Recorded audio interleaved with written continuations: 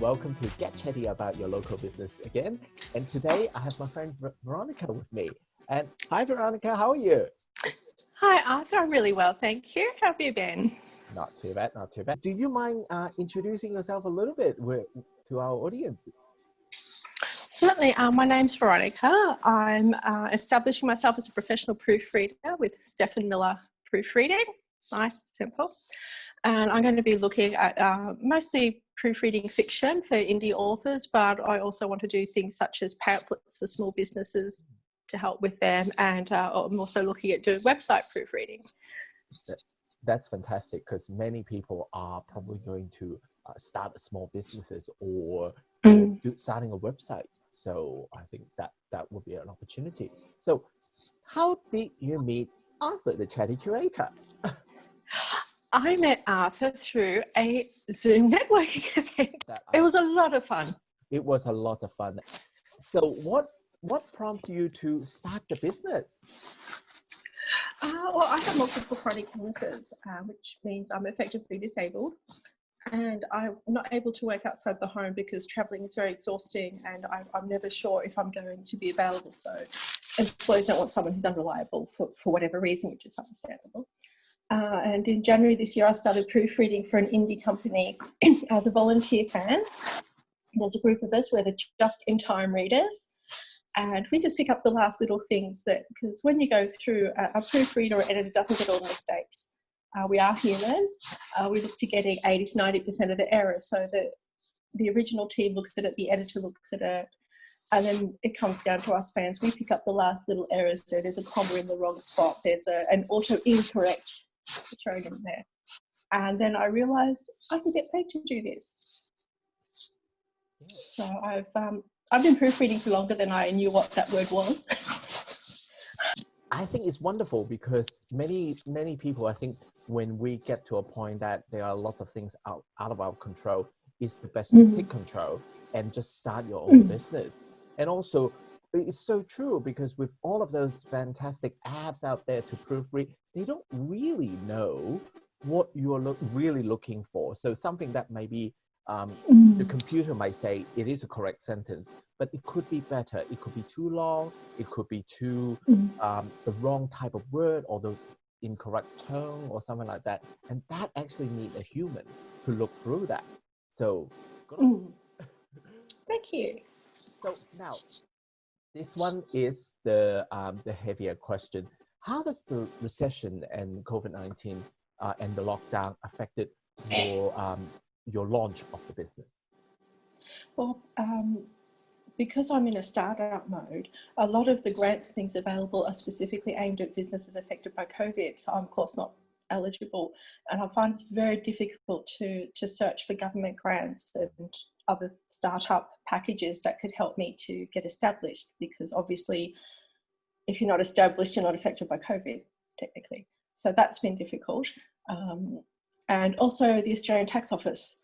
I changed my name, and the last time I did tax return, I was still married and lived in another state. So I had to send all my paperwork into the ATO, and that normally takes quite a few weeks to process. But I did it during the end of tax year, or beginning of this tax year. So everyone's putting in their tax returns.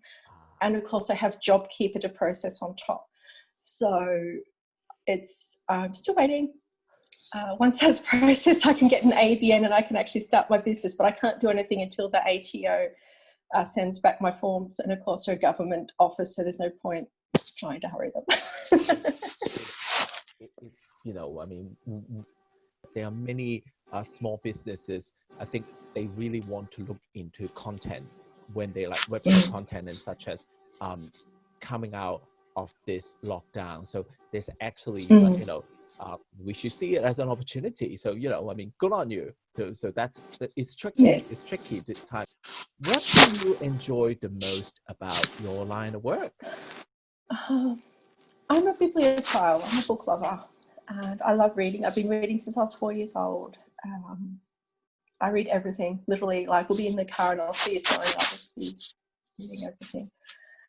So I love that it's something I love doing, that I can get paid for. That's the bonus. I love picking up the small errors that other people miss, knowing that, you know, I'll pick up that comma should be in that place, or that there's an auto incorrect, because some of the words that auto put in that you miss can be absolutely hilarious, changing the tone of the sentence. And so I like using auto incorrect. And knowing that when I pick up those errors, it means that when the reader goes through and they're reading this story, and you get immersed in the story, and they're not going to get sidetracked and, oh, that's the wrong word, or that's the spelling mistake. So they can just have a smoother reading experience. And I've helped with that. Well, I mean, in that case, I really hope that my email's been up to scratch. That I haven't sent it back with red circles or anything. You're fine. I actually did that to my brother, which was very rude. In my defense, I was 18. I was off at uni, and my 15-year-old brother wrote me a letter, and I sent it back with corrections in red, no less. And I got a message from my mother saying if I ever did that again, he would refuse to write me another letter. Oh, well, I mean, so I've been proofreading a long time. It's well, obviously you are doing what comes natural to you in a parallel universe where you are doing a completely different line of work. What do you think you're doing? I actually also enjoy teaching and helping people. And a dream of mine, I might be able to do this in future, but it involves money, is I would love to have a charity teacher where anyone could come, no restrictions, could come and learn how to do handcrafts. So whether that's sewing or patchwork quilts, which I love, crochet, knitting, needlework, where people could come and have lessons, beginner lessons, and learn how to do these handcrafts themselves and take home something they've made. I think that would be fantastic, because I mean, don't know about you, but I think that this big lockdown, not a little, this huge lockdown was kind of like giving us an opportunity to look a little bit like prioritize different things. Because I admit that I made my money on like social media and online stuff, so sometimes that things might come and go very quickly. But then just because of that doesn't mean that there's all these lovely work of like craft work, working with your hand, or even surrounded by people who enjoy the same thing or similar thing and have a little community is very important. How do people be able to find you if they're interested in working with you? Well, my surname is very distinctive, Stefan Miller with a hyphen. I'm on Veronica Stefan Miller at LinkedIn.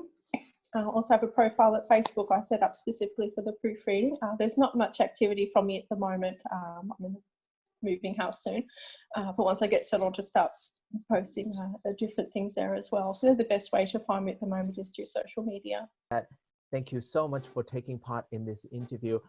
Wish you the best of luck, and of course, please let me know that when your business is launching and your website and things like that. I would love to keep sharing that to the community. Definitely, Arthur. Thank you. Thank you for having me today. It was lovely.